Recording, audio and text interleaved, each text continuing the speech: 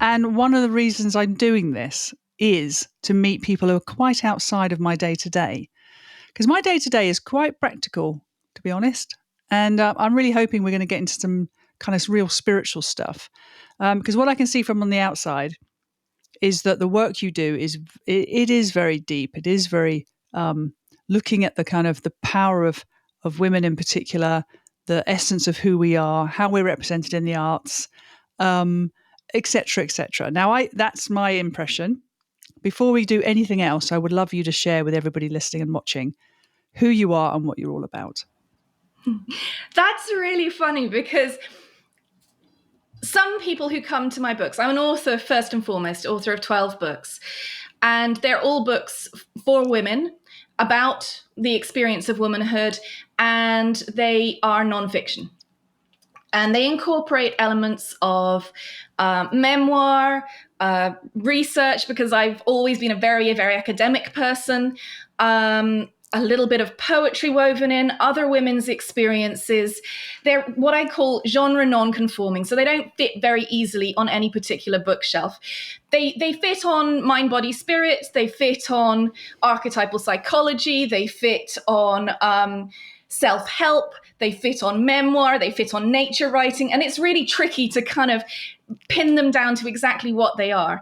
Now, some people who come to my work say, I was worried it was going to be really woo-woo. And the reality is I'm autistic and I am not a hugely woo person. So people, because of the topics I write on, have an expectation that what I have to say is quite woo.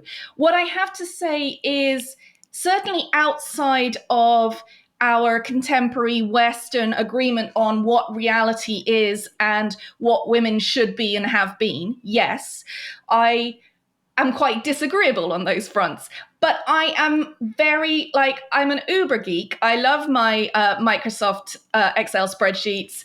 I love to do things practically myself. So, most of my day is spent editing audio, editing for my podcast, editing words for my publishing house, Womancraft Publishing, comparing statistics, doing research. So actually, my life isn't very woo. So sorry to disappoint if you thought that's what you were going to get. No. Well, listen, do you know what? And what is woo-woo anyway? It's kind of just tapping into our kind of higher self, shall we say? And at the moment, the book that I'm reading is called Time Loops by Eric somebody, and it's all about how potential precognizance works. So yeah, I'm interested in stuff that lies beyond what current science says is the norm, but everything, like electricity 200 years ago, if you had talked about electricity, people would have accused you of being crazy, woo, insane.